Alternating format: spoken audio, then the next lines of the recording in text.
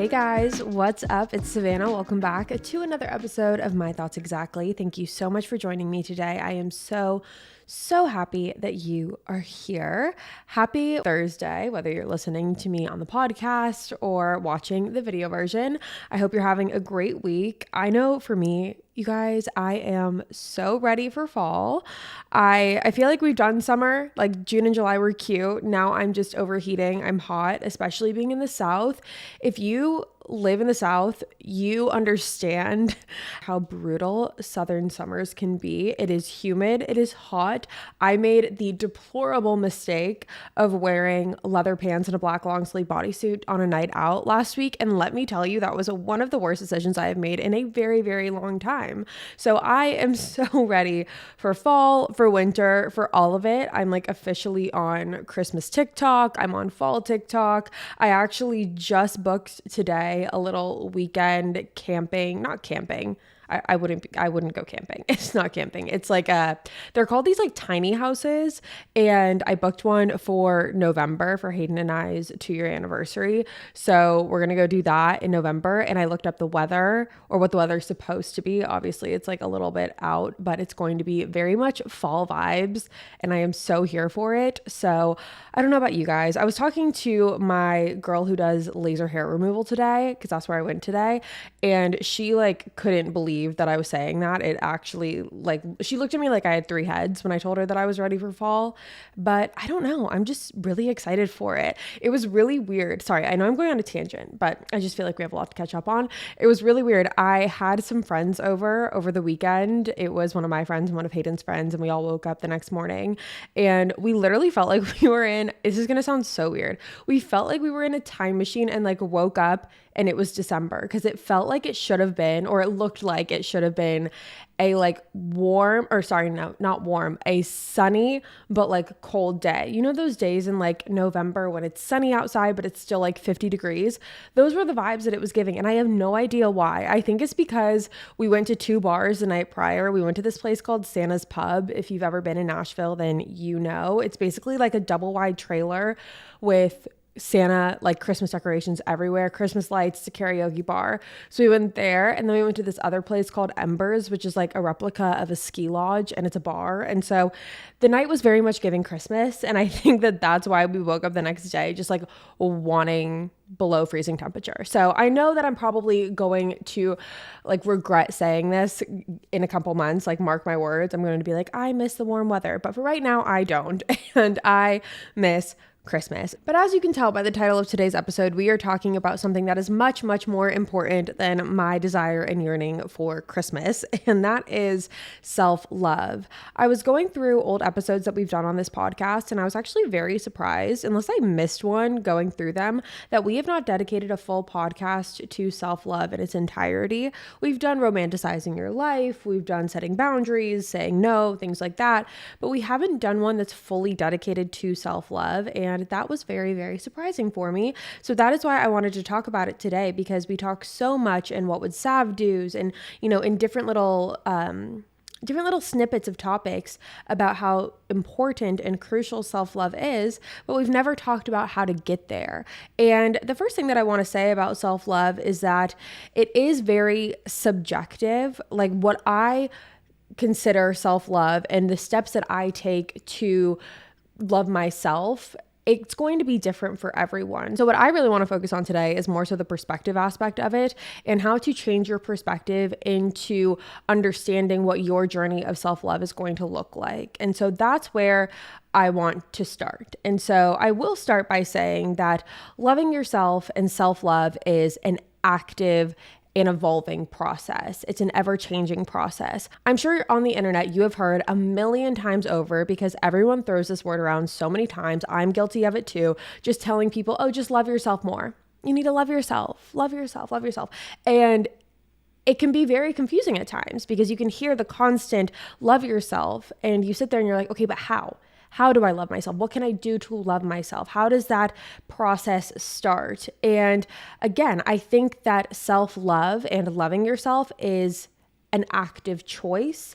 It is a choice that you have to make. You're not just going to wake up one day and love yourself. Like I don't necessarily believe in that, even though I wish it was that simple. I wish it was that easy. Sometimes loving yourself is a more complex process than people would like to admit, because it's easier to sit here and think, oh, like I don't love myself, when you're not taking these steps and being proactive in trying to change anything to do so. So having self-love, having love for yourself, loving yourself, it really stems from having a relationship with yourself.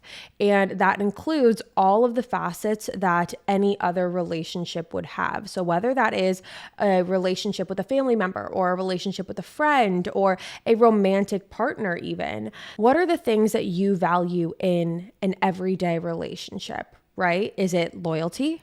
Is it communication? Is it trust? Is it having someone that makes you feel safe, someone who makes you feel seen, someone who makes you feel important?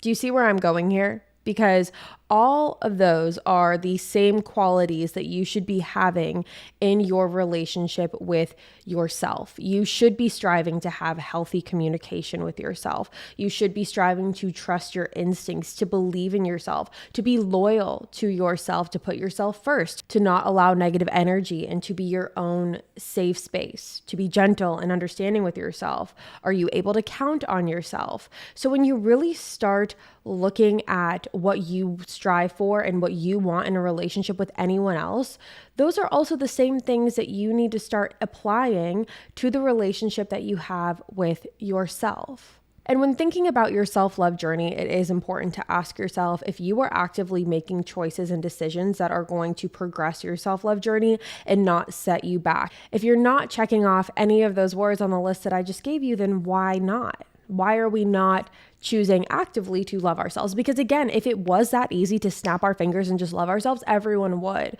But it's more than that. But you're constantly just hearing, oh, just love yourself. Oh, just love yourself. And it's like, okay, but how? And I think that's another really big misconception, is that there's this idea that you have to love every single part of yourself every day, 24/7. And if you don't, then you don't love yourself and you're lost on the journey of self-appreciation and self-love. But I truthfully hate that way of thinking, because I think everyone has bad days. I think everyone wakes up sometimes not feeling their best, and that's allowed. The self-love journey is not all rainbows and butterflies all the time and the whole way through.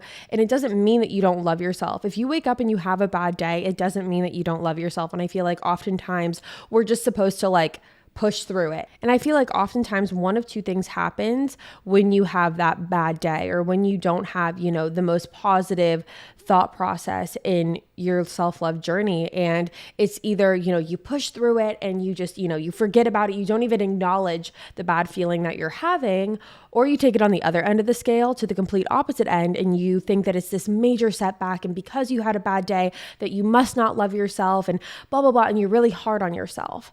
We don't want either of those things. It's okay to acknowledge the fact that we're human. It's okay to acknowledge the fact that we're not going to be smiling and happy and loving every bit and part of ourselves for every second, every single day. That would be weird. I think that would be a little strange, because everyone here is human.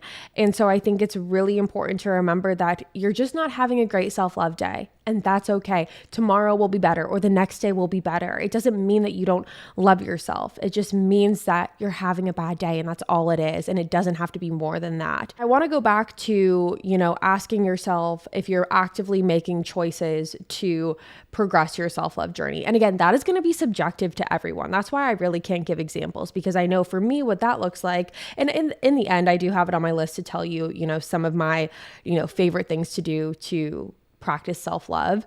But again, that's going to be subjective for everyone. My favorite activities, my feel-good things, those things might not be what works for you. So again, it's all subjective. I like going on walks. I like driving, blasting the music, rolling the windows down. So with that, I think it is important to ask yourself if you are making choices consistently that work towards your goals with self-love. And if you're not, it's also important to ask yourself, why not? Are you not doing that because you are worried that you are somehow going to make other people upset when it comes to choosing yourself? Are you afraid you're going to lose someone in your life if you start setting boundaries? A lot of times as people pleasers, we think that by giving all of our energy, all of our time, everything that we have to other people, it will make us happy because we're giving all of ourselves to someone, all of our time, our energy, our effort, all of that is going to other people, which in turn will make us happy with ourselves.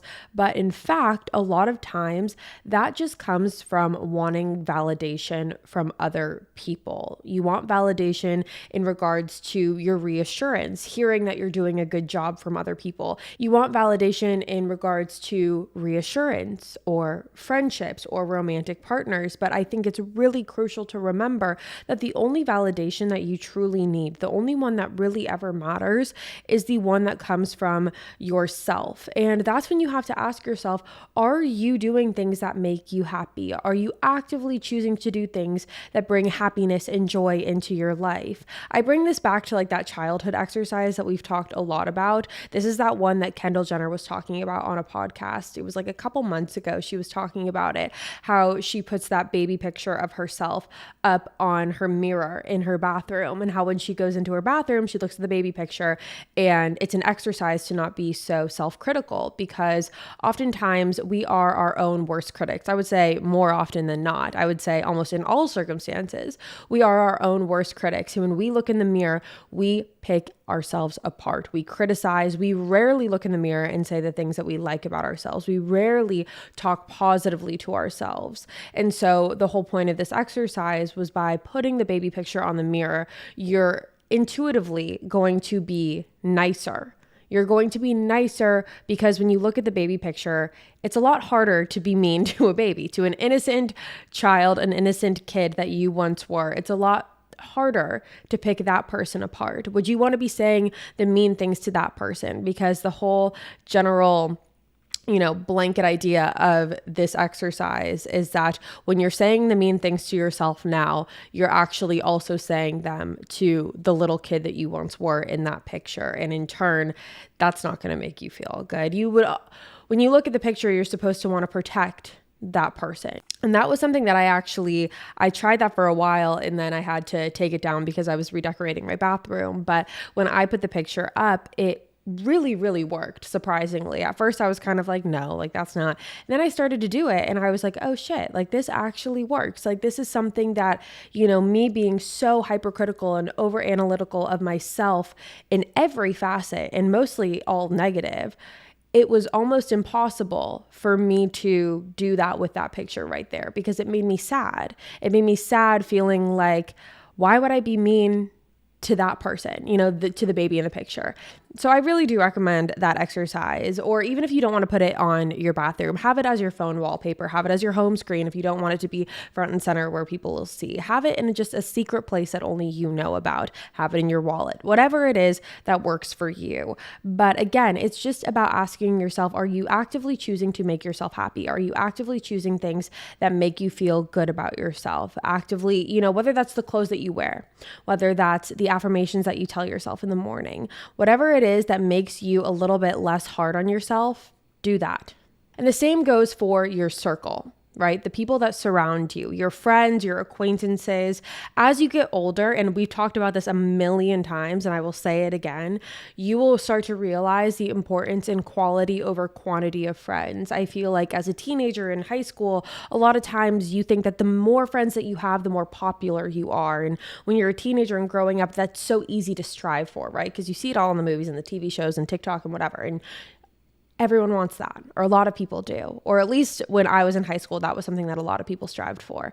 And what I will say is when you grow up, you start to realize how not important all of that shit is. Like the amount of friends that you have does not matter. It is the quality of the friends that you have. So ask yourself if you're surrounding yourself with positive people, people that lift you up, people that encourage you and motivate you towards your goals. That's going to be another one that we're going to talk about.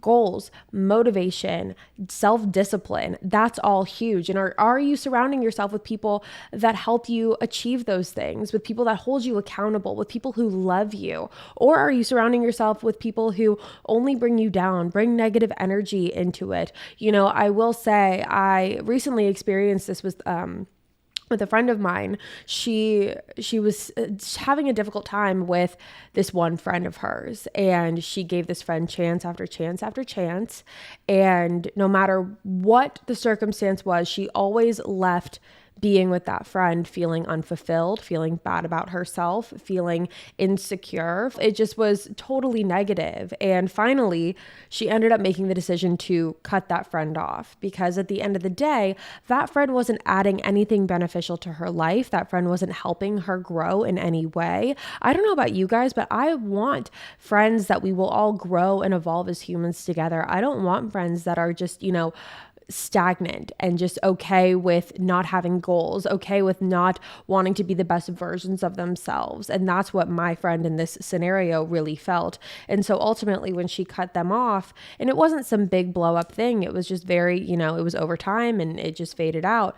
It completely turned her whole life around. And I know that might sound dramatic, but it really did, in the sense that all of that negativity, all of that anxiety that she was holding on to, because she truthfully felt like, so anxious every time she was around this person, every time she got a text from this person, it was all anxiety ridden. And so when that was cut out, she felt so much lighter. She felt happier. She felt more appreciation and self-love, because she felt like she was protecting herself, protecting her energy, protecting her time. And that's something that's very respectful in someone, and something that's very admirable, when you're able to look at someone and see that they don't fuck around with their circle, with their energy, with the people that they allow in their life, because they love themselves enough to know when something is not adding value, or to know when something is only adding negativity, and when to turn that off, right? When to let that go. So ask yourself, are you surrounding yourself with people who make you feel good about yourself? Or are you surrounding yourself with people that are feeding into a negative narrative, feeding into the negativity, or making you feel bad about yourself? It's okay to cut people off if that means that you are going to feel better, if that means that you are going to have more self-appreciation. And that goes back to the loyalty that we were talking about earlier. Have the loyalty to yourself to not put up with people that are constantly bringing you down. Be loyal enough to yourself where you would not tolerate that, right? Where you are not going to put up with any of that, where you are going to have boundaries. That's what that loyalty to yourself really means. And that's why it's so important in the self-love journey and in the self-love process to be loyal to yourself. The next thing I want to talk about is the narrative that you feed yourself. And we kind of touched on that earlier with the baby picture thing, but I think it's important to just reframe that in a way where I say having a healthy narrative with yourself and a positive narrative with yourself is crucial. If you're constantly tearing yourself down and being hypercritical of yourself, you are never going to be able to fully love yourself. And that goes back to the communication that we were talking about when writing out all of the important, key factors in a relationship. This goes to the communication one. When you are dating someone, or when you are friends with someone, having a healthy line of communication is so important. If you are dating someone who is constantly tearing you down, who is constantly, calling you names, picking you apart, I would hope that you would have the strength and the loyalty to yourself, again, to leave that situation. So why on earth would we sit and stay in a relationship with ourselves when all we're doing is picking ourselves apart? And I know it's hard because we're kind of stuck with ourselves, right? Like it's not like we can just pack up and leave because we're going with us. So that's a little bit tricky. But just redirecting the narrative, shifting the perspective, asking yourself why you're speaking like this to yourself, asking yourself why you're having this kind of communication with yourself. What is the deeper rooted insecurity here? And really hyper focusing on that and working on trying to change that, because that can be fixed. We can always fix those things that, we constantly tell ourselves when we're looking in the mirror. We can fix those things. Those are not the end all be all, but it's really important to ask yourself why you're so okay with being so mean to yourself, why you're so okay with being so harsh to yourself. It goes back again to wanting to be with someone who is your safe space, who is gentle and understanding and forgiving. When you're being so harsh and hypercritical of yourself, you're not experimenting with those factors of safeness and healthy communication. It's so important to be able to forgive yourself when you make mistakes, or forgive yourself when you're speaking badly to yourself. We're always so quick to give people second chances. If you're anything like me, I give second chances out like they're fucking candy. I give them out to everyone, but it's so hard for me to give myself second chances. I feel like people who are people pleasers and really hard on themselves, it's hard for us to give ourselves second chances, but very easy for us to give other people second chances, because again, it's part of that people pleasing mentality. It's part of that validation mentality. Now, one last little thing that I do want to mention before getting into some of my favorite self-love tips and tricks and things that just make me feel a lot better. And, the things that I like to do that I was saying was subjective earlier. I still want to give some of those tips just in case any of you find them to be helpful or something that you want to try. But something that I feel like is really hard when we're on the self-love journey, at least for me, in my experience, in my own personal journey with it, the hardest thing to overcome was not as much anything on the internal aspect or, the emotional standpoint. But for me, it's always been the physical. I've always been very hypercritical of my looks.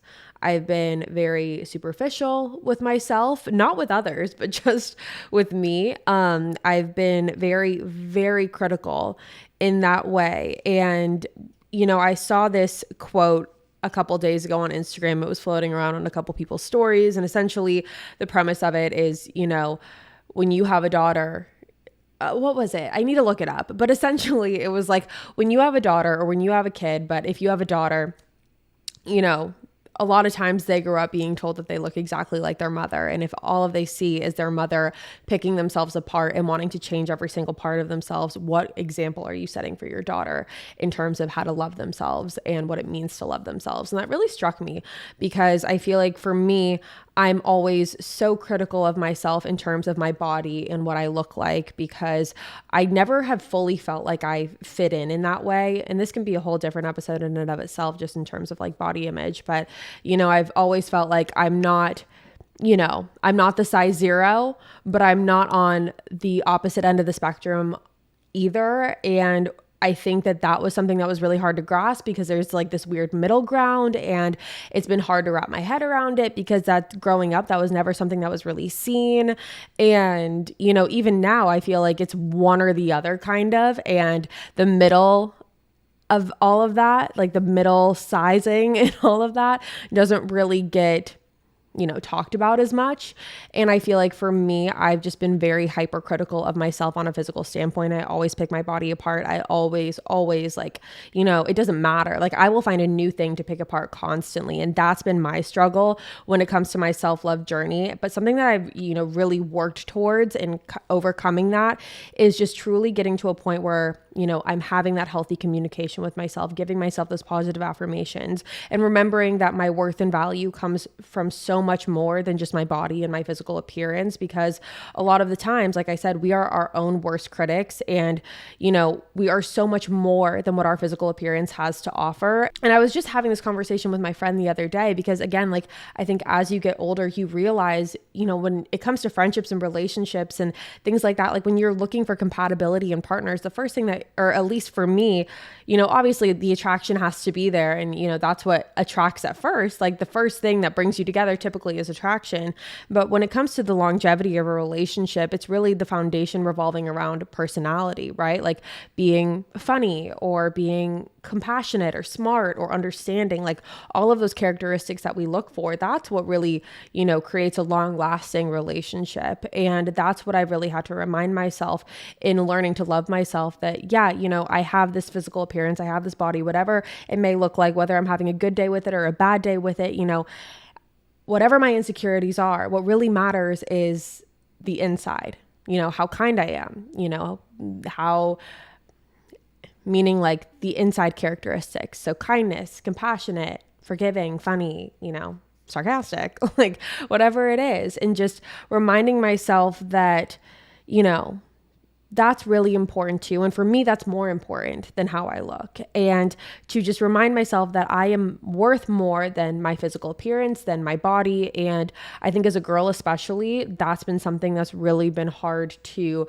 navigate, because I think growing up, we are kind of told that our body and our appearance is important, if not the most important a lot of times. And, we have to look put together and we got to, have it all going on. But that's a really hard standard to constantly meet. And I feel like when we're not consistently meeting that standard that is set for us by other people, by the way, that's when it gets hard for us. That's when it's very difficult to accomplish that self-love and that self-appreciation, because we feel like we're not meeting society's standards. We feel like we're not meeting other people's standards. But I just want to remind you that that does not matter. Your worth and your value is laid in so much more than just your body. So I just wanted to put that out there, just because I know personally that's the one that I struggle with the most. And so just in case anyone else is really struggling with that one too, I just wanted to mention that. So like I mentioned, the self-love journey is subjective. The things that make me feel good about myself, the things that I incorporate into my day-to-day life to help me along my self-love journey, those types of things, they might look different for you. We might have different ideas and different things that help us along the way in that regard. And that's totally okay. We're not all supposed to have, the same things that we like to do. But I do want to mention some of my favorites, just because I feel like if you're sitting there and you're like, well, I don't even know where to start, or, I want something to like spice it up a little bit. Like I have my, things that I do, but I'm looking for new ideas. I decided to, give you some things that I like to do. And then in turn, you can leave a comment and let me know some of the things that you like to do in regards to self-love and your self-love journey. So one of the things that I really love to do, which really helps me feel connected with myself, is completely unplugging from social media, unplugging from my phone. I am someone who is very guilty of the first thing I do when I wake up in the morning. I look at my phone. The last thing I do before I go to bed, I look at my phone all throughout the day. You guys, I am embarrassed to say, like, my screen time is probably somewhere around 8 hours a day. I don't even know how that's possible. I don't know how that's possible. So for me, when I get to unplug, whenever I get the chance to, it's typically on a weekend because of like the work week and stuff. But whenever I get a day to just unplug, I love to take it, because it just really helps me center myself. It makes me feel more grounded within myself. It makes me feel more connected to the people around me, more connected in my relationship, more present in my relationship, and more present with myself and my feelings. And so for me, it's something that I find extremely beneficial. The second one is something that we talked about a lot, and definitely in the romanticizing your life episode, and that is taking yourself on a date. It doesn't have to be something you spend money on, or it can be. It's whatever you want, whether you want to take yourself to dinner, or if you want to just go for a cute little like sunset walk by yourself. I love going on wine walks, I call them, and I just take a little like, to-go cup and fill it with some wine and just go on a little walk and just spending quality time with myself. Or if you want to like take a blanket and like go sit out on a park or on a beach and watch the sunset, or whatever that looks like for you, just do it. It really helps you connect with yourself. It's going to feel weird at first. You're going to be like, why am I doing this? Like, this is strange. Like, now what? You're going to sit there and you're going to be like, now what? But that's kind of the point, because then because when you sit in that uncomfortability, you're kind of just forced to sit there with yourself and reflect. And a lot of times that can be uncomfortable and scary, but you just have to trust the process. If it makes you feel better, bring a journal and just kind of start journaling or drawing or something that can keep you busy during that time. I really recommend that. Another one is writing a list of all of the things that you're grateful for. Really helps with a positive mindset. We talked a lot about perspective and creating your own narrative. And I think that a lot of times we get caught up in all of the negatives in life. We look on the news, it's negative. We look on social media, there's negativity, hate comments or just posts in general or in everyday life. It's just a lot of times the world can seem a little bit negative. And I think that if you can sit down and block out the noise of negativity and just write down the things that make you happy or that you're grateful for and that make you excited, that will really help shift your perspective. And you'll probably surprise yourself with all of the good things that you have in your life. And in turn, that will make you feel happier and lighter and all of the good things. So another one is writing down 3 things that you love about yourself on that list as well. It can be, internally, characteristic, it can be physical, whatever it is. Write down something that you love about yourself. 3 things. And again, it'll remind you a little bit about who you are. You'll connect with yourself a little bit better. And again, just as the gratitude one, you probably will surprise yourself as well. Now, another thing that I love to do is having an everything shower. This is something that I'm actually planning on doing tonight, and I am so excited. If you know with the everything showers, but if you don't, it's essentially where you take the shower and the shower. I'm talking exfoliating, shaving, moisturizing, body washing, double shampooing, all of the things, hair mask, face mask, all of the masks. You do all of it in there and you come out like a brand new freaking person. And it just helps. It just makes you feel better. It just makes you feel like you're taking care of yourself, because whenever you take care of yourself, whether that's in regards to, working out or skincare or hair care or what you're eating, whenever you're taking the steps to try and better yourself in any of those ways, you are going to feel better. You just will. The next thing that I like to do is cleaning out my closet, cleaning out my space, organizing, because again, it just makes me feel better about the space that I'm in. It makes me more productive and in turn helps me reach my goals, which again, a part of the self-love thing, self-discipline, reaching your goals, having motivation, having, taking initiative. All of those things are very important. So to me, I love having an organized space, and it's something that when I do, I feel accomplished, which in turn makes me feel good about myself.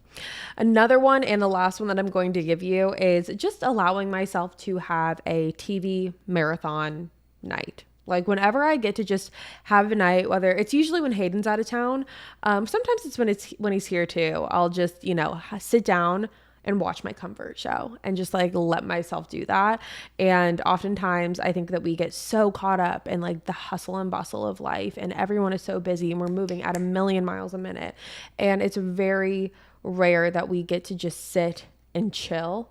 And so I've found myself very recently just really cherishing the moments that I just get to sit and chill, because I think about it a lot of times and I'm like, this is that chapter of life, before getting into the family stages of life. Don't get ahead of yourself in that. I'm not saying, just, you get what I'm saying. I think about it sometimes and I'm like, I'm going to have kids one day. I'm going to have a family and all of that. And I'm not, when am I going to be able to sit in front of the TV and just watch TV, for real, watch TV the way that I like to do it.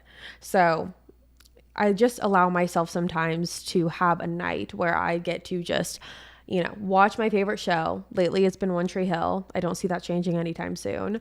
And just enjoying that. But for you, whether that's a movie or whatever it is, just give yourself that time to just unplug. And I know unplug is kind of counterintuitive, because you are watching something, you're watching TV. But for me, I like to just put my phone to the side. I've been knitting a lot recently too. That's been one thing that I really love to do. I've just been trying to find little hobbies here and there that I've really been connecting with. I started Duolingo. That's another one that I did.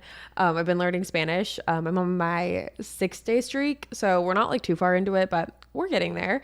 But again, knitting is one of them. So just finding little hobbies that make you excited about life, that make things feel a little less mundane and that feel like they're yours, having yourself feel like that. Again, which ties into, as we said in the beginning, just feeling like that safe space for yourself is really important. And that ties into all of the things that I've mentioned here today. Again, specifically the cleaning out my closet and cleaning out my space. I want it to feel like a safe space. I want it to feel like a space that I'm comfortable in. That really ties in there. And so, again, you can apply all of those things that we talked about in the beginning in regards to characteristics of a healthy relationship to the things that I talked about on these lists, like communication. Ties into talking about the things that you're grateful for and the things that you like about yourself. Taking yourself out on a date ties into the loyalty and things like that. So that is what I have to say about that, you guys. And with that being said, that is all for me today. Thank you so much for tuning in to another episode of My Thoughts Exactly. I hope you enjoyed it. Please let me know in the comments what your self-love tips and tricks are. And with that being said, I will be back next week with a brand new one, and I hope to see you there. Bye, guys.